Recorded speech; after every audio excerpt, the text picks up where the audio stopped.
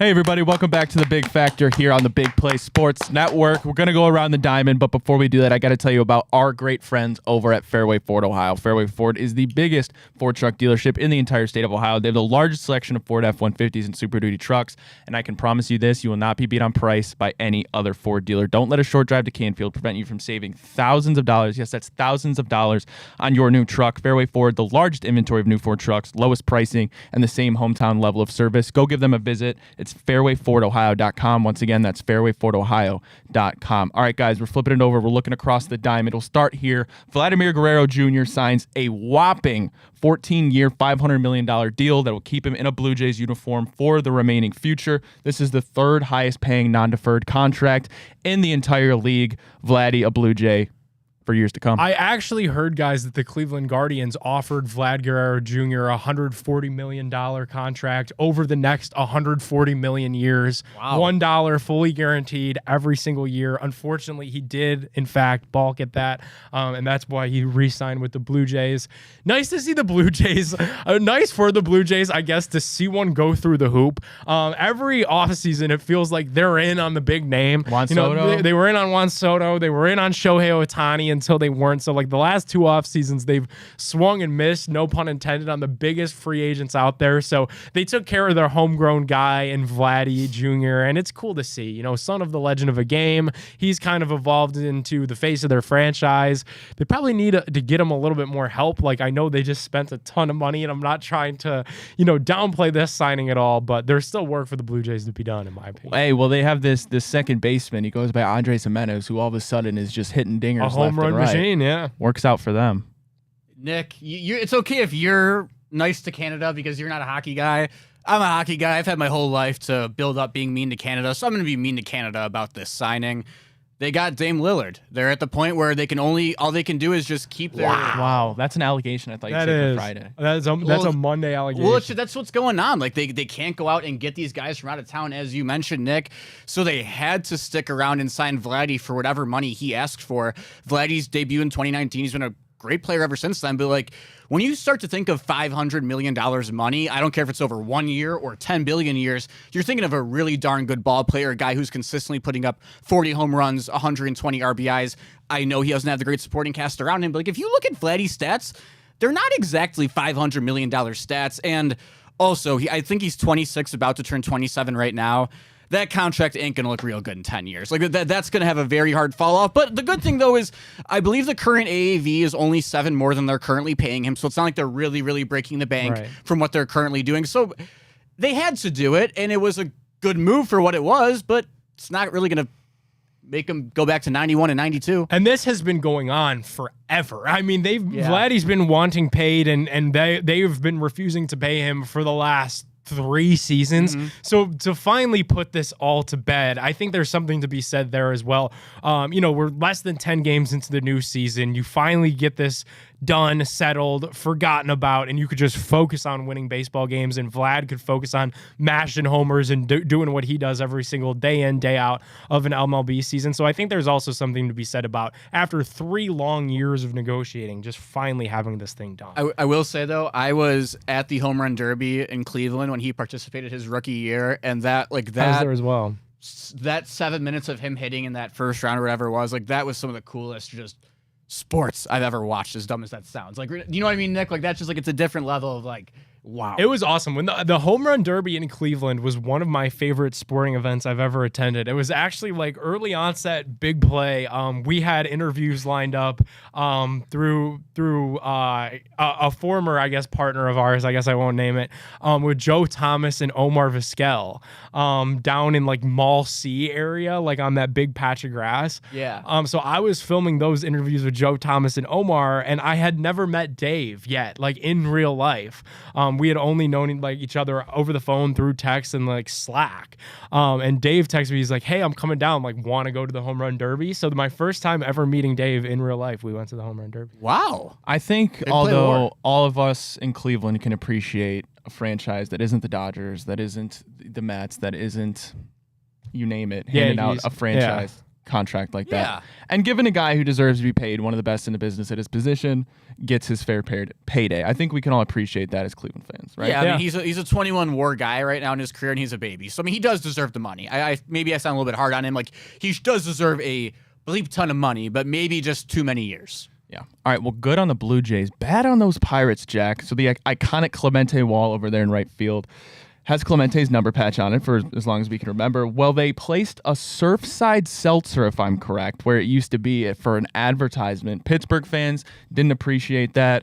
MLB historian fans sure as hell didn't appreciate that. That'd be like if we took garage beer and put them in front of, or put them over what will become the future LeBron James jersey retirement in the rafters. Like, And even further, poor Roberto Clemente passed away in a plane crash going to feed, or it was help out with like a hurricane that took place in his hometown or an earthquake. So, I mean, the guy's a legend in the sport. Like, the service award is named after him. Like, when you're speaking of utmost character and class in professional sports, he's not far off of, like, Jackie Robinson, Muhammad Ali, those types of iconic names. You don't even put White Claw over him or High Noon. You put Surfside over him. I can't say. I will say. I can't say. I've heard of Surfside. I've never heard. That is what I'm saying. I've had them, and they're not a sponsor, so I can comfortably tell you that they are poop. They're not very good. But that's the thing too. It's Roberto Clemente. Dude, I was in talks. I was in deep talks with Surfside Seltzer. Yeah, you just ruined Ryan's deal. My bad, Rye. My bad. Hey, it happens. All right, we got to take a break. When we get back, we're sticking around to the diamond. We're talking about our Cleveland Guardians, who have struggled. Guys, they've won 1 of 6 on the West Coast after taking 2-3 in the opening series of the season against the Royals. Is it time to panic? We'll talk about that when we get back on the Big Factor.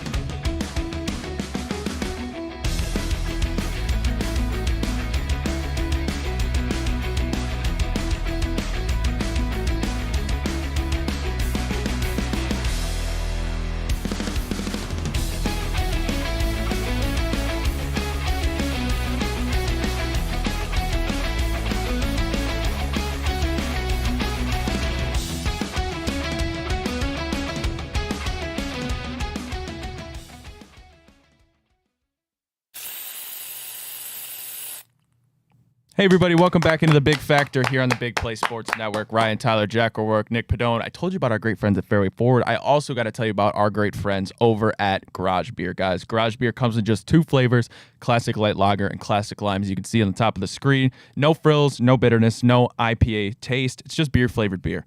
Find local retailers who sell Garage Beer near you by visiting drinkgaragebeer.com. Again, that's drinkgaragebeer.com. Nick, I've talked to Jack about this. Garage Beer, perfect beer to watch while you watch baseball. Yeah. Perfect beer to drink while you watch baseball. I'm like, I will tell you guys, well, you guys already know this probably. I'm so partial towards the lime.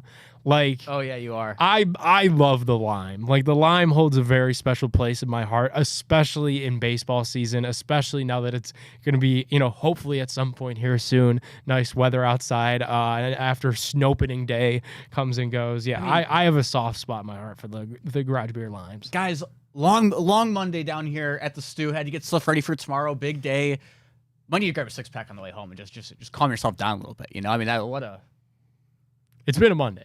It has been quite the Monday. Well, it's been quite the opening start for our Cleveland Guardians. Yeah. Bad news is they're 3-6. Give me one of those I mentioned you won 1 of 6 against the Padres and Angels out west in those series after taking the first 2 out of 3 against the Royals to open the season. The good news is the AL Central not off to the best start. Detroit leads it right now, 5-4. Every other team has a below 500 record. Cleveland right now in 4th place at 3-6. White Sox in the basement as expected at 2-7. I don't think it's time to panic. I think you guys would agree, but is it safe to say we're a little bit concerned? Yeah, I mean, it's Jensen Lewis joins us on Big Play Cleveland every single week, and he has for the last couple years. And he says every single season, April's overreaction month. In this town especially, we love some good overreaction. So I would love to get on here and tell you guys that the Guardian season is dead and that this team's not going anywhere, but I just can't do it because year after year, they find a way to put together a watchable enough product that can compete in what's a bad American League Central. So as long as they still have a puncher's chance in this bad division, you can't give up on the guards. You can't say that it's time to worry about the guards because it's the first couple games of the season. Now, with that said, have I seen things that I am concerned with? Absolutely, but I have to listen to Jensen. He played in the bigs. April's overreaction month. Ryan asked me that question in May. I mean, why would you even look at the standings before May 15th? There's no point in time. Like most years, it actually hasn't happened this year. Typically, the Pirates always get out real hot to a good start and leave the NL Central through April. Never a time to watch baseball. Right now, it's 5 o'clock here on a Monday, basically. I'd have to assume most of our team is currently getting their U-Hauls done for their apartments this year. I mean, the guys are just moving into where they live today. I think we're fine with the season. We haven't even gotten the kitchen set up yet. We got a lot of time for these boys to figure it out. All right, I'm going to throw out a list of names to you guys, and I want you to tell me if one sticks out to you, whether it's you're very worried or you're not worried at all, and you think this is more of just a down week rather than what's foreshadowing to be a down season.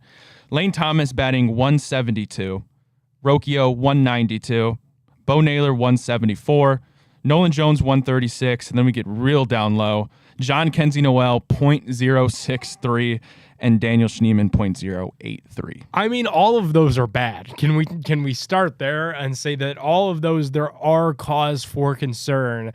I think my biggest concern of that list is probably Bo Naylor, because we thought that this was the year that Bo Naylor could figure some things out. Obviously, we saw the unheralded power during his time with the Double-A Ducks and then Triple-A Clippers, and it's just never all really come together here in Cleveland. Now, he never really had a full year to put it together, and that's exactly what he's getting this season. But at some point in every big leaguer's career, and sometimes that moment comes for guys sooner than later, it's time to crap or get off the pot. And that's kind of what it feels like this year is for Bo Naylor. Like, you have to start making contact with the baseball. You have to start putting together some decent at-bats. You can't just forever be a guy that we hide at the bottom of this lineup day in and day out, because when they traded Josh Naylor, when they traded Andrés Giménez, that was the Guardians telling you they need more out of Manzardo, Naylor, Santana, the guys in the middle of that order. So I really badly want to see Bo Naylor put it together, and it certainly hasn't happened to start the season.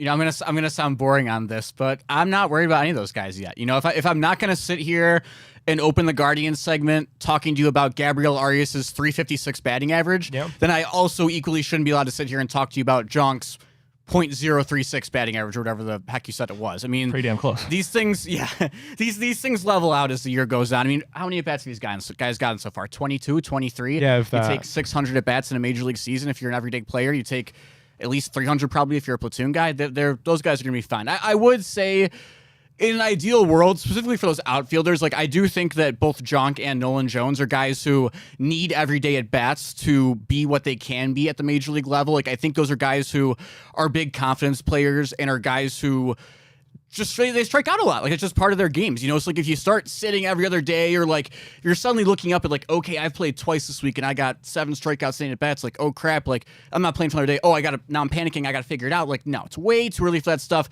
Wish there was more at bats for those guys. Maybe I don't know if Carlos made sense for $12 million on this team. That's starting to really show up. Yeah. Just because like it's a very young team of guys that it feels like are still finding their way in the bigs, plus Carlos Santana. And Jose is a mainstay. Kwan's a mainstay. Some of the pitchers are vets. So you have your leadership from those key guys in those key spots. I didn't really see the fit at the time. I still don't really see the fit now. I was worried that it would interfere with Manzardo, and it hasn't. Thankfully, Manzardo's had a nice start to the season, but you are starting to see that, like, Now that's limiting where you could play Nolan Jones. That's limiting having the ability to DH Big Christmas at some given day against a lefty. Like it does limit what they can do. That's such a big thing that you hit on there too, Nick, because really, if you think about it, assuming the Carlos signing maybe wasn't necessary, like maybe Manzo does turn out to be what we think he can be, there was a very real world where, I mean, obviously these things, all the timeline doesn't work out of when you sign Carlos, when Nolan Jones comes in, stuff like that. Right. But you could be sitting in a theoretical world where you have Manzo at first every day, Nolan or Jonk in right every day, Nolan or Jonk DHing every day. Those two now have 2.5 months to figure out who's going to be the everyday right fielder before David Fry gets back to DH. And then you can have a competition between the other one and David Fry for the DH spot. Like, there's too many cooks, yeah. Well, let's talk about the elephant in the room, and that's Emmanuel Clase. It has seemed like it's been quite a while since we've seen a very clean inning out of him. And I know we're not overreacting, but when you couple in the fact that last postseason, his struggles were very prominent. Now you're coming into the season. It doesn't seem to be resolved. Okay. 2 earned runs on the win, luckily, to open the series against the Los Angeles Angels. But it's been a while since we've seen clean out of Clase, who at one point last year was almost, or should have been, really was, in the running for Cy Young and has been labeled the best closer in all of baseball. It's such a confidence position, man. Like that's all being a closer is when it comes down to baseball. Like you're a guy who's asked to go out there, you have to shut down the game. Like you're the guy who everyone else is looking to end a game and get you the win every single time. It's a very, very important role. And man, like when you lose it, or if there's something that happens like what happened last year, three blown saves the whole entire regular season. I think he allowed 2 home runs. Minimum allowed 3 home runs to Judge and Stanton just off recollection in the playoffs, add in a couple of blown saves as well. It can be really tough to turn that back on sometimes. Like that's just like, in my opinion, the posting the awards on the story is a cry for help in a way. You know, about a guy about where like that confidence level is. And I hope I'm wrong. You know, Emmanuel Clase is a great pitcher. He has incredible stuff. There's a reason that he was what we got for Corey Kluber. As much as people like to talk about that trade as being like this crazy out of nowhere, no, Clase was a good starting pitching prospect who couldn't totally figure it out, got converted to a reliever. The guy always threw a cutter 99 miles an hour, you know? So it's just... it might be gone, guys. That's I'm going on too long with this. It might be gone. My faith is plummeting. I mean, against the Los Angeles Angels, he turned. It was a non-save situation. Pulled a Brian Shaw. So everybody's like, okay, non-save situation. This is the perfect time for this guy to get some of that confidence built underneath of him. Turns a non-save situation into a high-leverage save situation because he couldn't keep the baseball in the catcher's glove. I mean, the cutters aren't cutting. The fastball isn't as fast as it was. I'm starting to get increasingly concerned with Emmanuel Clase. And it is April. It is overreaction month. We're not here to say that he's cooked yet, but... Okay, okay, I lied when I said earlier that I'm not concerned about everyone. Even like Schneemann, I'm not concerned about yet. Austin Hedges, I'm not worried about his bat yet. You know, he's got a lot of at-bats to go here, right? Did you guys see Tristan McKenzie against the Angels? Yes, in fact, I did. I love Tristan McKenzie. Top prospect. Gave us some great memories, 2020, 2022. Damn near perfect game. It might be time to get that video scoreboard montage ready. You know, it might be getting... I mean, man, is it yips? It might even be yips. Well, Jack, you kind of led me into my next point here. And if you got a puke bucket at home, you might want to put it next to you before I'm about to say what I'm about to say. I wish I could say it was just Emmanuel Clase struggling, but it's not. In fact, it's nearly everybody that's pitching for the Cleveland Guardians right now. I'm just going to run through a couple ERAs here, okay? Can we guess? Can we play Who's the Pitcher? Sure. Let's play Who's the Pitcher. ERA. This is the highest one. I'll give you, it's a starter. 8.44. Absolutely has to be Luis Ortiz. That's Luis Ortiz. 6.52. Can we get starter or reliever? Starter. I'm going to go through the starters first. LTA, right? This is Tanner Bybee. Oh. 6.75. Real quick, if you're confusing Logan Allen and Tanner Bybee more than one game into the season, not a good sign. 6.75. LTA. That's Ben Lively. We haven't even gotten the Logan Allen's saving this rotation. 4.50 is the lowest of the starting pitchers. That's Gavin Williams. Logan Allen is 6.75. If we're going to relievers, Paul Sewald, 6.23, and Tristan McKenzie, 7.36. Really bad. Yeah, Shout out to Jacob Junis, though. Early on, he's kind of taking over Pedro Avila's role as the innings eater. He's pitched some pretty solid baseball so far. He's been limiting walks. I think he's only given up 1 run so far. So he's good got for a him. little like Joba Chamberlain to him as well. Oh, yeah. a little bit of a bigger guy. Got the flow hoss, if you going. will. Yeah. Where's the 16? Like I'm a big. So far, early returns. I'm a big Jacob Junis guy. In. Yeah, Jacob Junis. I'm in. Jacob Junis hasn't made me that mad yet. Well, 3 series into the season, you do not have a starting pitcher whose ERA is sub 4. Yeah, that's not. Lowest I said was 4.5, Gavin Williams. So you hope that's not a sign of things to come. All right, we got to take a break. When we get back, we're flipping it over to football. Colorado's Pro Day. Of course, the Browns brass was there. Reportedly, love what they saw out of two guys. I'm sure you know who I'm talking about. We'll talk about that when we get back here on The Big Factor.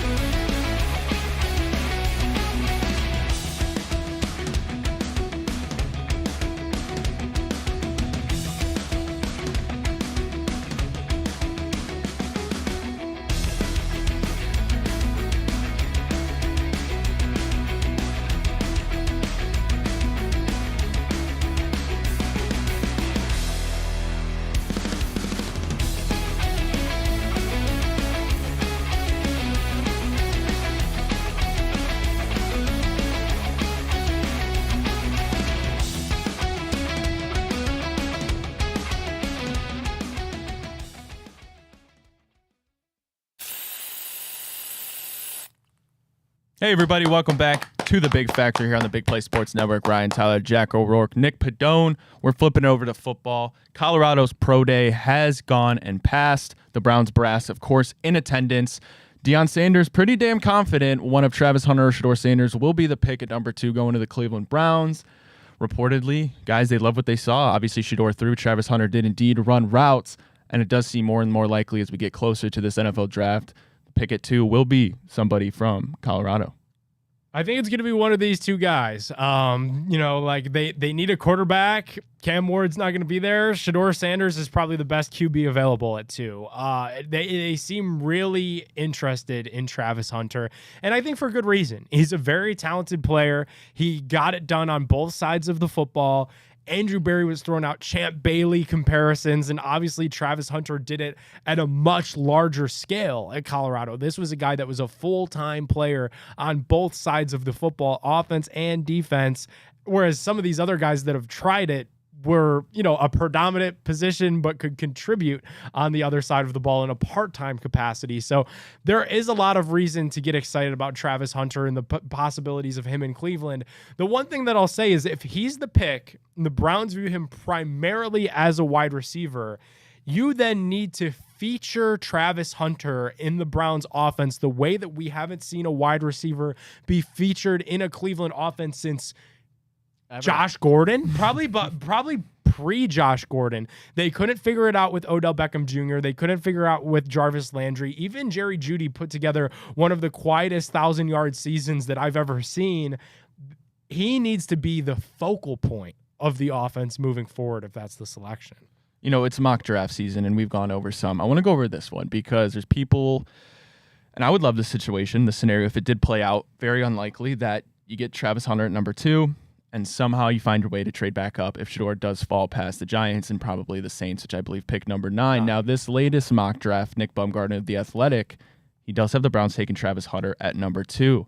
He has the Giants passing on Shedeur Sanders. He has Shedeur Sanders, which this is a nightmare scenario, going number 21 to the Pittsburgh Steelers. So in that scenario, the Browns need to do everything in their power. And to be honest, it will look desperate. It will look desperate as hell. But you need to, in that scenario, do everything in your power to leapfrog the Pittsburgh Steelers. You cannot afford him to go there. I understand that the Steelers need a quarterback, and it just so happens that the Browns also need a quarterback. They're going to meet and have spent time with Jackson Dart, Jalen Milroe, these late first round, early second round guys that will be there in the early 20s where the Steelers select. I don't care how desperate you look. If you're the Cleveland Browns, you need to find a way to leapfrog the Pittsburgh Steelers and draft Shedeur Sanders. The Browns like Shedeur. The Browns, I think, like Shedeur enough where they are probably right now contemplating taking him over Travis Hunter in the first place. So the fact that you even have a round 1 grade on him tells me that you believe he can be a future franchise quarterback, and you cannot let that man go to the Pittsburgh Steelers, division rival, play you twice a year after you've done this much homework on him. You've spent this much time on him. You flew him to Cleveland. You met with him in Indy. You met with him privately in Boulder. You cannot let that scenario play out. And the way our cruel world works, if the Browns pass on him and he gets drafted by Pittsburgh, you can just size him for his jacket for Canton right now. That's how it's going to play out. And he'll be Johnny if we draft him too. No. It's just how don't say that. Works. Don't put that into the ethos. And that's too, I don't think, and because I've seen some of that stuff, right? Like, if the Browns draft him, there's no scenario, even if the Browns stand pat and draft him at 2, which is starting to feel like might be an unpopular thing. But if they stand pat and draft Shedeur Sanders at 2, I can't be mad at it. You needed a quarterback now worse than you ever have had. You needed a quarterback on a rookie deal to help you move off this Deshaun Watson albatross. Now more than ever, you took a shot at the best quarterback available in this draft, who, by the way, his father has Hall of Fame pedigree in Deion Sanders. He's won every single place that he's went. If Shedeur flamed out, it wouldn't be like Johnny, because I don't think Shedeur has it in his mental makeup to not care about the Browns, to not care about football. He's going to try to make it work in Cleveland. If it doesn't work, it doesn't work. But it wouldn't be any fault of Shedeur for not trying. We're getting closer and closer to the draft, and it seems like at this point, as I said, it's down to Shedeur or Travis Hunter. Could always still be Abdul Carter. Yeah. I just don't know that the excitement. They could also still be for sale, guys. They could still trade down. I hope not. I wonder. Nick, as you said yourself, you don't bring in Journey for the draft party to trade down. Yeah, that's my big thing. Is I really think, and it was floated out there. I mean, Andrew Berry. I'm not putting words in his mouth. Andrew Berry said himself he would like both Travis Hunter and Shedeur Sanders, and I truly believe that to be real. And I believe he's probably locked away in a room right now trying to figure out how that could be possible. The Browns have gone 3 long years without a first-round pick. Trust me when I tell you, there's nothing more that this regime would rather do right now than to make a splash. Like the movie Draft Day, people pay to get wet. Remember that scene with the owner at Wildwater Kingdom, Jogga Lake, there in Aurora? People pay to get wet. People pay for splashes, and the Browns' last splash was a $230 million clunk. Is really what the splash was. So I think they would like to make a splash, whether that be Travis or Shedeur. I think that would be a splashier draft pick than Abdul Carter or trading down. I would like to have Chipotle for dinner tonight, and I'd like to be married to Margot Robbie. Unfortunately, I think only one of those is a realistic scenario for me. Are we all getting... So Rob and Jack had Chipotle for lunch. Not till they're sponsored, actually. I take that back. All right, we got to take a break. When we get back, Alex Ovechkin makes history. 895 goals. He's now the all-time goal leader for NHL. Jack, our resident hockey guy, is going to tell us exactly how special that is.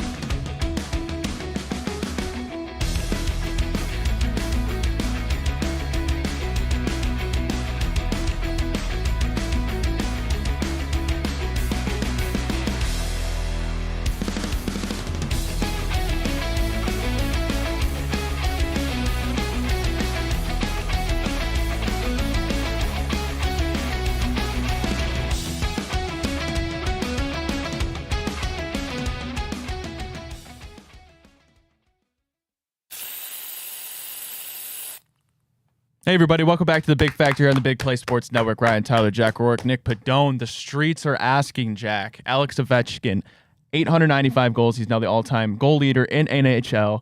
Is he the GOAT, Jack? The streets are asking. I don't think the streets are asking that, first of all, but no, definitely not. No, Alex Ovechkin, great hockey player. Congratulations to the great one with the 8s in there somewhere on hitting this incredible endeavor. But no, Ryan, he is not. See, I feel bad because now we're starting this segment about him breaking the goal record with me talking about all of his weaknesses. But no, not a big defensive guy.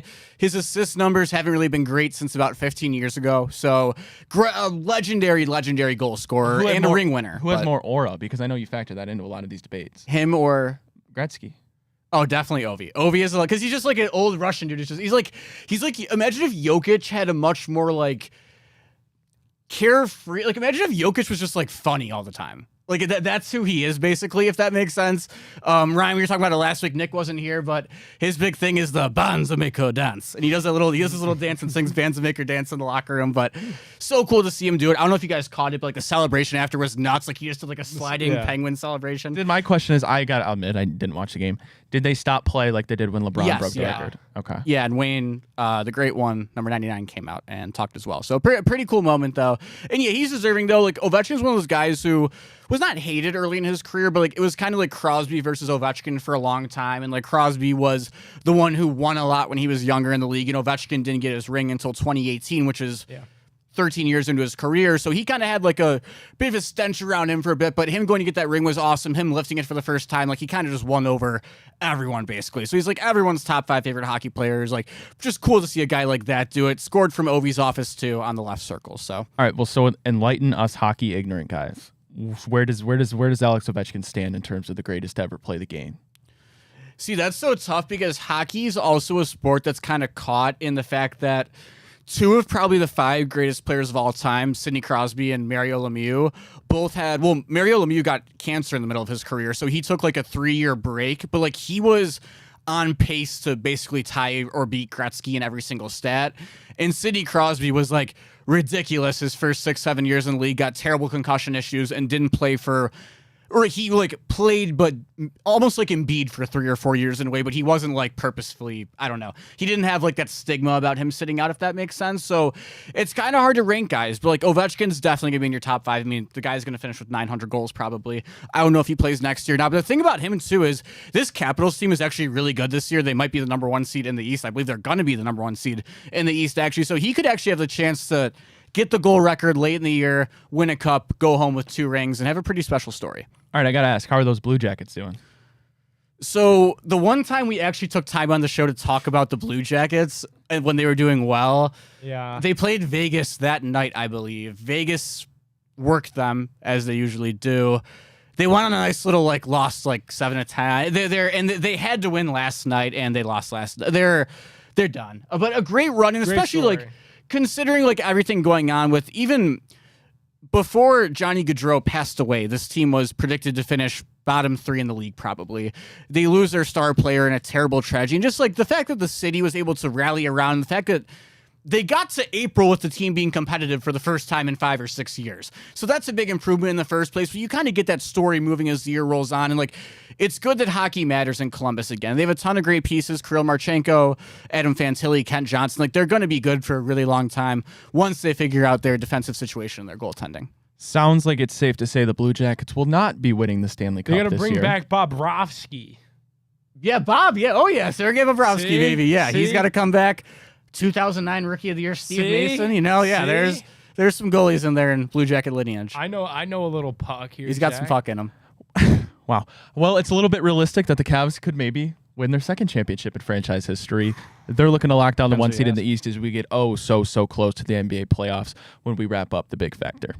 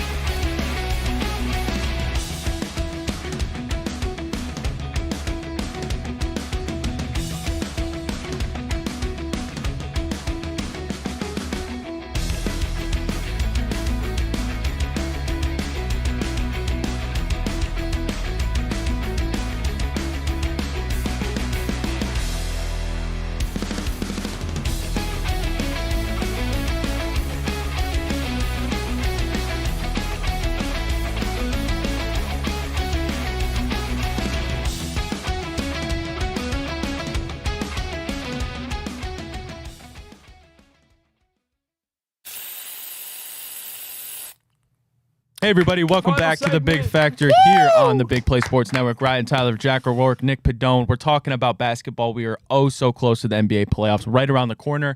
Cavs not yet clinched the number 1 seed in the East. They can with a win over the Bulls Tuesday night. I can't believe we're already about to be NBA playoff basketball. It's hard at this point to envision anything less, I guess, in terms of expectations, an Eastern Conference final between the Boston Celtics and Cleveland Cavaliers. And I just try to appreciate the greatness that is a 60-plus win season for our Cleveland Cavaliers. It's been an incredible run, and it's been an incredible ride, and it feels like right now, similar to what we were talking about with the Blue Jackets, like the Cavs were able to capitalize on how bad the Brown season was, and really won a lot of people over with the victory frog and some of the fun that we had with that. And I think this team is legit. I think this team has a serious chance to make some noise in the playoffs. I'm expecting nothing less than a Cavs versus Celtics Eastern Conference Finals. Obviously, the NBA playoffs are weird. We've seen upsets happen before. I think this team has truly stolen a page out of the Golden State Warriors identity. It's strength in numbers. They find a way to win these games, even when they're losing, even when they're tight, the Cavs find a way to win.